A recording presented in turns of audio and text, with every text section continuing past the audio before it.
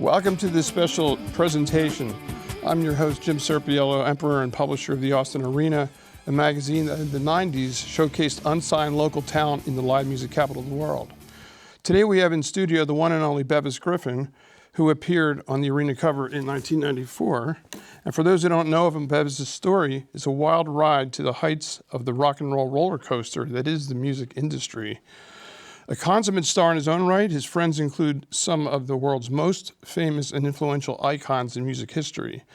Pursuing his muses in LA, New York City, and Austin, Texas, and UK, and after 40 plus years in the entertainment industry, performing in over a dozen groundbreaking bands, Bevis has seen it all. But even with all that fame and recognition, he will tell you that it does come with a price. So welcome, Bevis. Thanks for making the time to be here. I realize this is an important issue for you and strikes very close to home. You're originally from Los Angeles, and I'd like to start there with some of your background and career. Well, thank you, Jim. It's a pleasure to be here. And as the Grateful Dead would say, what a long, strange trip it's been, right? Yes, I've been there too. I was very influenced early on. Of course, my North Star was always Jimi Hendrix. Yes. Jimi Hendrix experience. He definitely was an experience. And then my other polar magnet was Sly Stone, Sly and the Family Stone, where both of those acts simultaneously kind of just gave me all the sense of optimism to pursue a career in music, because I could see two beautiful, black, iconic, youthful figures galvanizing, world peace, so to speak, right? Right. And if you recall, being born in the throes of the civil rights movement, Martin Luther King being assassinated in '68. I experienced the Watts riots firsthand in 1965, when I was about 11 years old. And both of my parents being from the South, my dad being from the deep South, being from Natchez, Mississippi, and, coming from a sharecropping family where Jim Crow was a pervasive nightmare for his upbringing. My parents were really wise when they met in California and subsequently had me. They were so wise to not transfer any of that, racial anxiety, social anxiety into my mind, because I like to remind people that prior to the Watts riot of '65, South Central Los Angeles was still culturally diverse. What I'm saying was the school system was such that even in the notorious regions of Compton, South Park, where I'm from, the schools were integrated. Yeah, so I had a Russian orchestral teacher, and she tutored me and taught me, woodwind instruments when I was, 9, 10, 11 years old, Miss Debnikoff, And she brought me to the awareness of classical music, The school systems were much more benign in regards to, opening up opportunities and pathways to culture. I like to point out that the British invasion struck me with as much impact as it did any little, blonde suburban kid, in the Midwest or back east, when the Beatles showed up on Ed Sullivan in 1964, it was like a seismic event that excited me with the same exhilaration as it did countless millions of kids when that happened. And I talk about the fact that my dad had a barbershop adjacent to a real popular R&B based, or let's say a Chitlin Circuit style nightclub called the 5-4 Ballroom. And he had personal relationships with a lot of these, luminary R&B and blues musicians like Bobby Bland. I interviewed him. B.B. King and Lil Milton and people like that. They were always, on tour doing this, that, and the other. But in Los Angeles, they would camp out for weekly engagements at this nightclub, like short residencies, right? So before I started kindergarten, I spent a lot of time in my dad's barbershop instead of daycare. It's just the way the dynamic between my mom and dad. My mom worked in a grocery store. My dad had this barbershop. I spent most of the time with my pop. He taught me how to use a jukebox, set me up with a little step stool so that I could, you know, And a stack of quarters. see the index, you know what I'm saying, and taught me how to pump quarters and dimes in the jukebox. And he just said, just keep the music playing, you know, the customers like it. So I was like a little DJ, so to speak. And being around these musicians, a lot of times because I was a cute little kid, they would say, hey, we're getting ready to rehearse. Melvin, you know, let's take little Melvin down to the club for a few minutes, you know, and just, it was my entertainment, right? Mm-hmm. And I watched these musicians rehearse and everything. And you absorbed all of this. By osmosis, you know. Right. It wasn't like my parents were pushing me towards a musical career or anything of that nature, you know. It's just that, you know. Well, I understand you started as a drummer too. So what was it like to step out from behind the confines of a drum set to become a strutting frontman? Well, first of all, I thought that the drum spot was the coolest spot to have. The first live performance that I ever saw of musicians, apart from, you know, the little rehearsals that I would see, the first real show or presentation that I ever experienced was Lionel Hampton's orchestra. Mm-hmm. You know, he played vibraphone, right? And he had That a this lot of drummers do. yeah, well, he had vibraphone, and, you know, the whole thing was just so, you know, fantastical to me, you know, the sound. Did you find your voice behind the drum set? Because I can only think of Don Henley being a singing drummer, a lead singer and a drummer. No, well, you know, I earmarked the Dave Clark Five as being Dave a Clark big Five. Wow. kind of a proponent for me, you know. James Brown was like my Beatles as far as the black music scene was concerned. When James Brown hit, like whatever, 65, 66, you know, Night Train. Right. And of course, when James Brown was on the Tammy Show, the Tammy Show was presented on the West Coast. And so there's always been this controversy that the way they had the billing set up, they had James Brown preceding the Rolling Stones kind of being the headliner. They actually played together. No, they were on different sound stages, different. They weren't even in the But it was same a mix room of together. British and American Yeah, but music, by the yeah. time they stitched everything together, I right? see, They stitched it together to kind of like build anticipation Right. towards the climax. The And British James Brown invasion. naturally stole the show, right? Of course.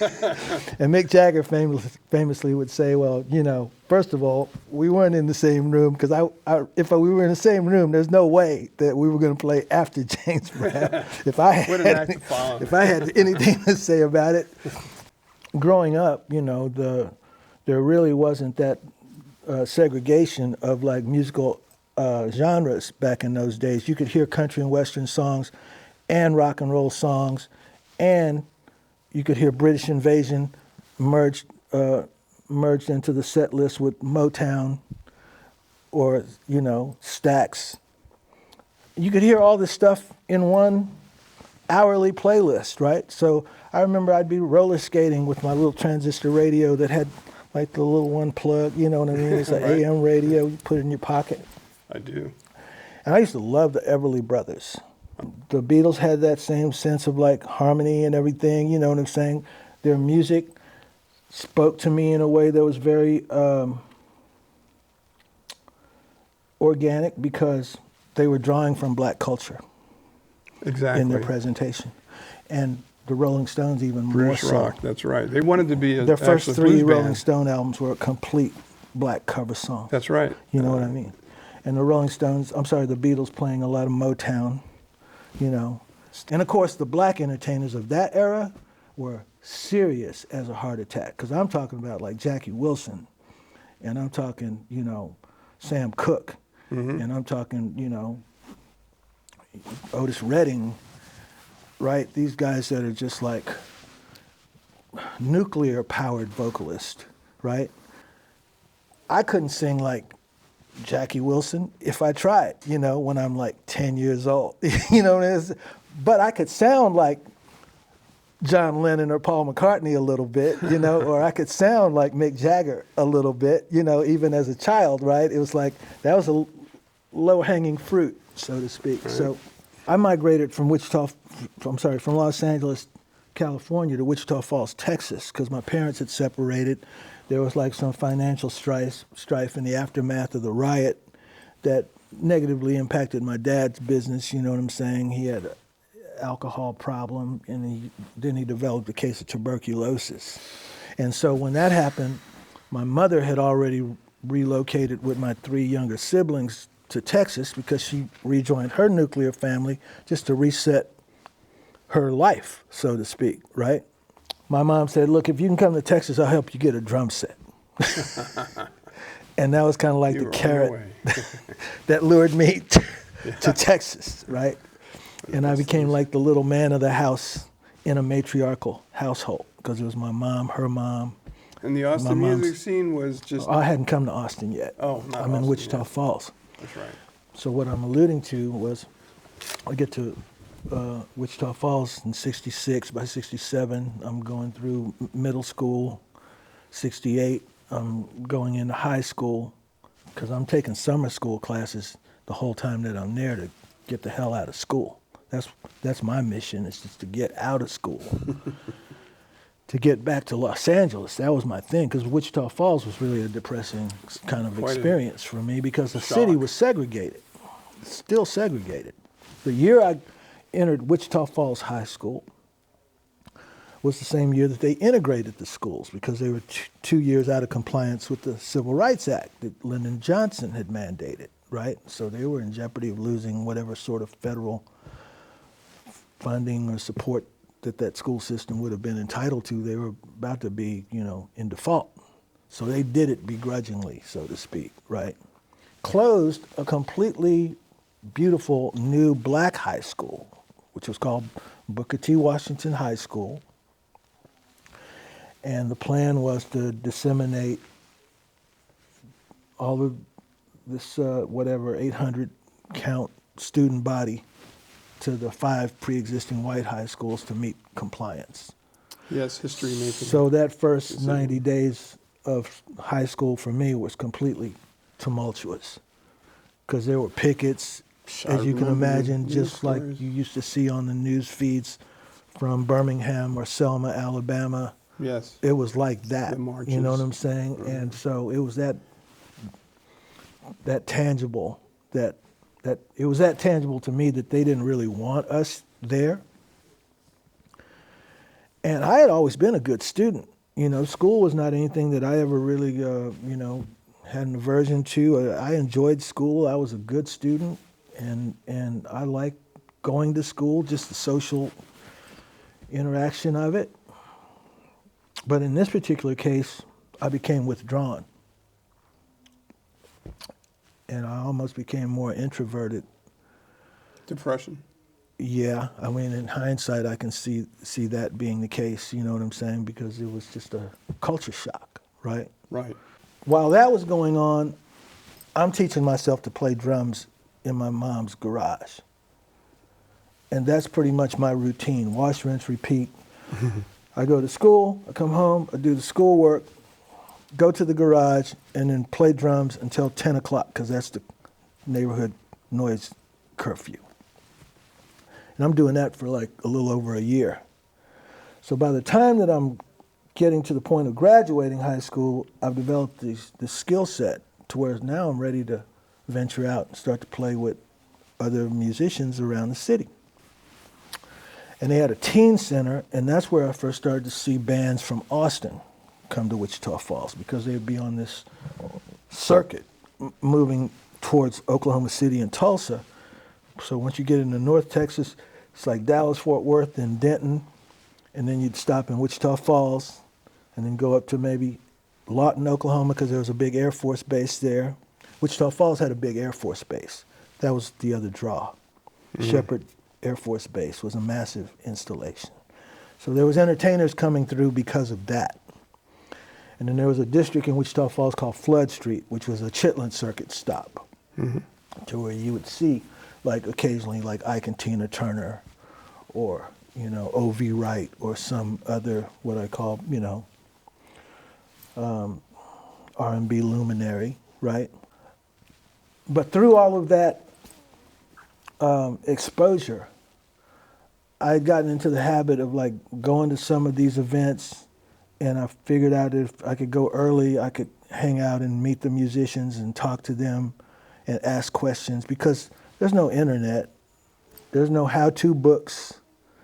It's like climbing a plate glass window, right? It's like, that's a good analogy. How do I get from here to the stage, right? Dive in. And I was just so precocious and curious that, my personality at least gave me a little bit of leverage where these musicians would actually talk to me, There was a band called Crow, I remember, that had a hit on the top 40 called Liar, Liar. And they came and played at the Municipal Auditorium. And I talked to this guy that was the drummer, and he had this really beautiful, big, expansive, beautiful Ludwig, copper-colored Ludwig drum set. Oh, yes, I remember. And this guy even had like timpani drums, like orchestral timpani drums on his kit. And I swear that kid was so generous. He let me hang out with him for probably about an hour, just asking him questions about his drum set and just the tuning and this, that, and the other thing, right? And then he, invited me back to the show that evening or whatever. And my mom said, yeah, you can go, blah, blah, blah, and I watched, and that was the thing. I had met this guy in the afternoon, and it was one thing, and then at night, with all the lights and the production and blah, blah, blah, it's a whole nother thing, right? It's like, wow. So I had figured that much out, and then I had an occasion where I got to meet ZZ Top when they first started. I met Billy Gibbons, jammed with him a little bit in a backstage area because the drummer Frank Beard had a broken left leg and was just doing some rest and recovery before the show time, and it just gave me, what I call a glimpse of like, what is it like for these musicians to get from point A to point B, from getting to the setup, to the preparation, to the tunings, to the blah, blah, blah, all the machinations that you have to do to get into the headspace of putting on a show. And of course, that band was so, dynamic and loud and just so visceral, I was like, oh my God, it's like a moon landing or something, right? That's where I first saw Stevie Ray Vaughan when he was about 16, because he's a year younger than me, Me and Stevie were actually really friendly, like really good buddies. But I had a friend named Steve Nunn, and his older brother was Gary P. Nunn. So we're in a summer school class, 1970, and Steve says, I'm going to go down to Austin, see my brother Gary. We get down to Austin. We're on Gary P's coattails. We're underage, but he's getting us into all these nightclubs and things because, he's Gary P. and he knows, people know him and everything. And he's like, this is my brother and this is his buddy. They're with me. They're cool, that sort of thing, right? We went to this old club called the Checkered Flag. We went to this place called the Black Queen. We went to this place called the New Orleans Club. We went to the Vulcan Gas Company, because this is 1970, before the Vulcan closed and then Armadillo opened, I believe in 71 or 72. Thereabouts, I believe. But I just remember going to all these places like in a whirlwind excursion and seeing all of these people with long hair, all these girls, with like tank tops on it, bell bottoms and just velvet clothes, and people wearing Asian, robes and all, what I mean? The whole thing was just exploding before my my little eyes. And it was analogous to the, like the scenario where, you know, Dorothy lands from the Into tornado Oz. into Oz, and everything goes from Technicolor. I'm sorry, from Black and sepia white tones, to- from sepia tones into Technicolor. Yeah, that right. was awesome It was back like then. that, yeah. So by the time like we got back from that, I knew that Austin was someplace I wanted to come and visit. So I made another excursion back to Los Angeles after I graduated high school. And I joined a band that my dad had set me up with an audition, because I was actually going to try to get this music thing under my belt before I made a commitment to go to college, right? Because there was part of me that kind of was interested in becoming an architect, because I had good drafting skills, and I had good, you know. But the music was too much fun. Well, again, you know, I'm trying to meet girls. Exactly. Right. That's why I got to do it too.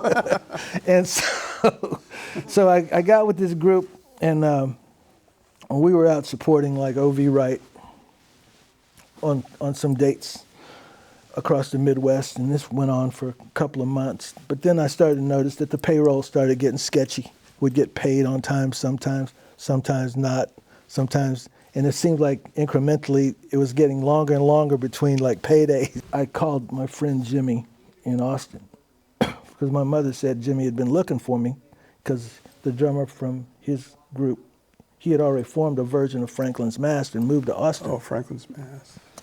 And the drummer wanted to split to go to school, go to college.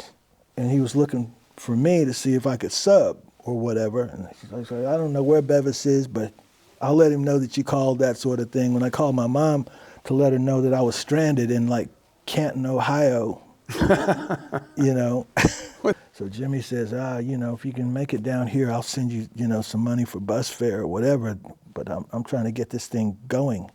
So that's what happened. As I came to Austin, and between, let's say, December and February of '72, joined up with Jimmy, and it was Franklin's Mass. And so we were fortunate because we played a so-called Battle of the Band type scenario at this nightclub that used to be on East Riverside Drive back then. It was called a South Door. Not far from where Emo's is situated right now. It was literally would have been across the street on Riverside Drive. So anyway, we were fortunate because we did our little set. We moved into a Quonset hut, essentially. You know, it was like a storage unit. Yeah, like an airplane. Yeah, but it was a storage unit. Yeah. It was on a lot of storage units, like, you know, drive-away storage units. But it was big enough to where we could cohabit there without being right on top of each other, but we were in sleeping bags. We had like a stop and go. That's what they used to call them back then. I think this was before 7-Eleven. I can't recall. But it was that sort of thing. It was a stop and go across the street. There was a Dairy Queen right next door to it. So we had, you know, hot and cold running water at those facilities, and we could rough it and make it work. You know what I mean? Because really all we wanted to do was play. Right, exactly. We had an immense burning desire to play. And I'm talking about we would play sometimes 8-9 hours a day, right? Until we put the chops in. Yeah, till we got this thing like shaped up. So by the time we played this Battle of the Band situation, you know, we had a tight 10 minutes. You know what I mean? Yeah. And Charlie noticed that, and because we were kind of young and really vivacious, we were high energy. A lot of the other bands were kind of shoegazers, you know. But we were like in the like Grand Funk Railroad. Right. You know what I mean? You were rehearsed and you were tight. Yeah. I mean, first of all, it's difficult difficult to master an instrument. You have to get to a point to where the instrument is an extension of you before you can really entertain with it. True. Otherwise, you're literally kind of fighting it, or you're struggling with it. You know what I mean? Sure. So you have to get over that hurdle first. You have to practice to the point. I mean, I used to have like calluses on my hands from drumming. It's like martial arts. You know what I mean? It's like once you get to a certain point to where the pain factor is not an issue. Mm-hmm. Mm-hmm. Now you're ready to snatch that pebble from from the palm, as they used to say in Kung Fu, right, in the TV show Kung Fu, right? When you snatch this pebble out of my hand, you... Oh, wrist hopper. Exactly, right? But that's the point. The competition was so thick, meaning... Fierce. Because you couldn't just... There weren't any, you know...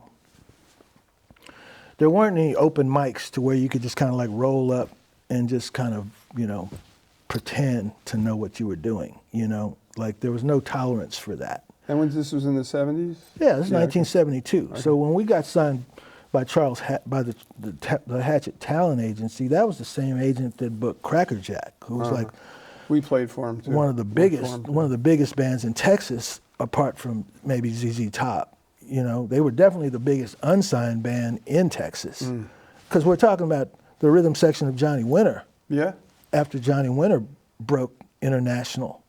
We're talking about Uncle John Turner, Tommy Shannon, who would later Stevie Ray Vaughan, play Double with Trouble. Double Trouble. Triple Threat. Triple Threat, the Archangels, you know. Anyway, these guys were pros.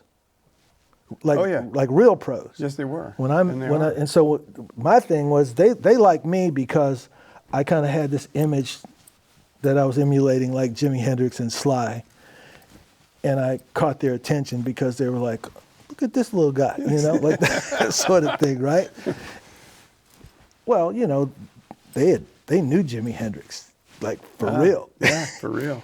Yeah, like Tommy Shannon gave me a pair of pants that he had gotten from Jimi Hendrix that he couldn't wear anymore because Hendrix was small like me.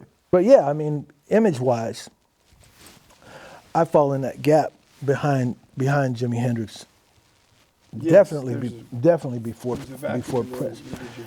Yeah, and I mean, if everything had gone according to plans, you know, it would have cyclically made sense that I would have come into prominence at a certain point in time. But you have to understand that my difficulty was being in Texas. In other words, there wasn't any real music infrastructure here, right? It's a non-union city, too. Well, my point was there just literally wasn't. There wasn't any like labels or even like satellite labels of any of the major labels that were on the West Coast or East Coast. You know what I'm saying? So we were always kind of codependent on happenstance. Yeah.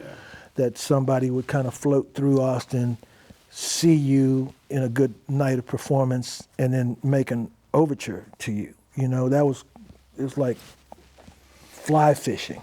Yes, few and far between, and they don't biting all the time. Yeah. I mean, because we're talking about an era then where there were literally only maybe 2 legitimate recording studios in Austin for the longest time. You know what I mean? But I use that expression to say that had we relocated to an industrial center like New York or Los Angeles, there's better than a 50-50 chance we'd have gotten picked up by a label a lot sooner. So that's why when people say, well, how come like I don't have any recordings of like Franklin Mass music or whatever, it's like, well, first of all, back in those good old days, sounding like grandpa, recording studios were expensive.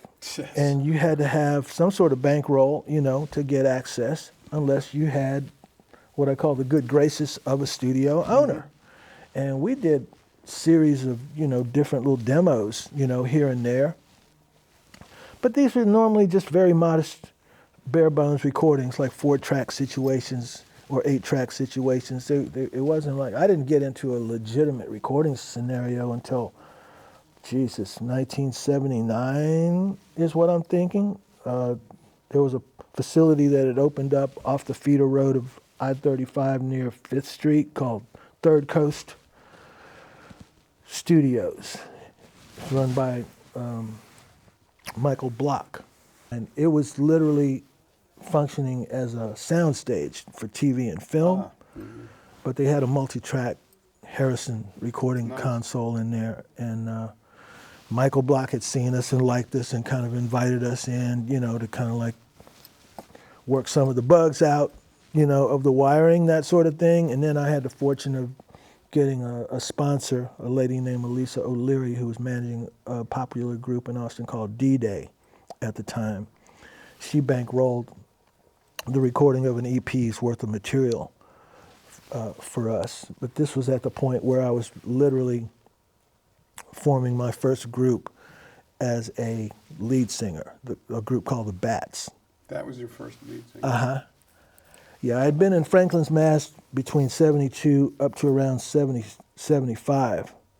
And then I took a hiatus between 76 and 77 to join a cover band that I named Dirty Tricks. It was a friend of mine named Bob Avila, had lived in Altus, Oklahoma, Native American guitarist, phenomenal guitar player, great musician. And somehow we crossed paths. And he said, man, I got this contract with this agent to play 60 shows this year. I need a singer. He goes, I know you play drums, but if you could sing, I got this drummer named Matt Ryan. Matt was later the drummer in Solid Cinders. Solid Cinders is a very popular Austin band. Yeah, but this is before any of that. Right. Okay. This is when Matt was from San Angelo, Texas. San Angelo was one of the pit stops that Franklin's Mast used to play. And so Matt knew me from Franklin's Mast. Right. So let me ask you, were you doing cover stuff at this time, or were you actually writing your own tunes? No, in this interim, at this juncture between 76 and 77, to answer your question, I had started dabbling with songwriting in Franklin's Mast 73, 74. Okay. But Jimmy was the primary songwriter per se, right? We were doing cover songs bolstered by original material. Because the clubs didn't really want you coming in as just a strictly original band until you had an album out. That's right. Now, if we had an album, that would have been a completely different scenario. That's the way it seemed to work. But you had to kind of like feather your original material in with songs that people were familiar with. But I tell people all the time, we had a leg up. What kind of really kick-started our popularity was that we were playing music off the Ziggy Stardust and Spiders from Mars album almost a year before it was even stateside, because I'd gotten a copy of that bootlegged not as a bootleg, but as an import. Imports. I used to study the British trade papers, because they used to have them. They'd be 6 weeks late, but you could buy them like at Inner Sanctum Records, which was like the magnet store before there was Waterloo Records. It was Inner Sanctum at 24th off of Guadalupe, right? And that was like the hub of the scene. I said, fellas, we got to get focused on this Ziggy Stardust thing, this David Bowie thing, right? Because this is the next big thing. So I was digging that, and I was digging like the New York Dolls. And then I got hip to what the Detroit scene was throwing down with, like Iggy and the Stooges. Yeah. You know what I mean? The MC5, right? I was just playing this really interesting hodgepodge of how all these things are like, culminating. So I understand you've got a multimedia corporation that's pretty much you're starting up with 3 facets. View. I started an artist development company back in 2013. 2012, 2013, called Duvois Limited. And what does that mean, that their numbers? 2 voices. 2 voices, okay. French. French. It was the title of a song by a group that I was friends with called the Werewolves. They had a song called Duvois, and it's basically just about the polemic that goes on in the human psyche when you see little cartoons about the little devil and the little angel. Oh, yeah. And I just like the idea of me in a consulting capacity talking to you. And you've got that experience. So it's 2 voices, and that's why it's called Duvois. That's a good idea. Long story short, I started working with the band Death out of Detroit after they had reemerged after a long hiatus. Well, they had the 2 surviving brothers that relocated to Burlington, Vermont, but they were originally ostensibly from Detroit. Motor City. Yeah, so they became one of my first clients in earnest, and I worked with them for the course of a year, 18 months, as they were getting ready to release their documentary, a band called Death. Okay. which is a fascinating thing if you haven't seen I that haven't. film. It's a beautiful film. But literally it caught attention of the national zeitgeist, right? Because this it was a band of brothers that had released a single that had laid dormant for like 30 years and then resurfaced in 2009 as a cult affection, meaning they were considered to be like an urban legend, right?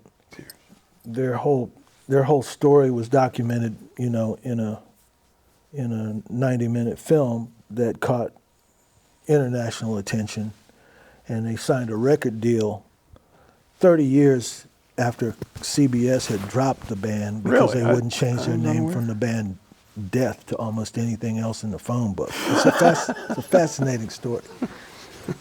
So that put me kind of in the echelon of, A-list entertainers. And then subsequent to that, I started managing my friends Living Color during the production Yes. of their 9th album between like 2016 and 2017, right? And then from that, I started working with an artist out of Cincinnati named Freak Bass, who's like a white protege of Bootsy Collins. Bootsy. And then I went from that to working with Norwood Fisher from Fishbone. And then I worked with Andre Simone, who was formerly in the Prince organization in the early years of that. Francis Mbappe, a very famous Malian West African bass player that World music. worked with, Manu Dibango. Cool. It's given me an opportunity to help them navigate through little tight spots in their career, right? Because sometimes things just get constricted, You might have all the talent in the world, but there's a certain obstruction you can't quite work around. And I tend to try to help artists create, marketing strategies to get them over the so-called hump. Yes, they need it. So there's that. And then more recently, a couple of years ago, I started working on a television series that's called Kings of Custom, featuring a hot rod builder in Austin named Mercury Charlie. Mercury Charlie's Kings of Custom is designed as a news magazine that illuminates the talents and the demographic impact of 10 of the greatest hot rod designers in the United States. Oh, I see. Cool. I've got a clip I can show you at some point so you can see what it's all about Good. this year. To see that. And then most recently, I'm focused on joining a team of mental health and wellness providers, and I want to work in the capacity as an advisor and a consultant. We'll have to do another interview to artists that are dealing talk with, about that. That's with, a very important issue to, I think, everyone. Yeah. So what I experienced was analogous to, a starting NFL player that blows out his ACL in scrimmage. Yeah.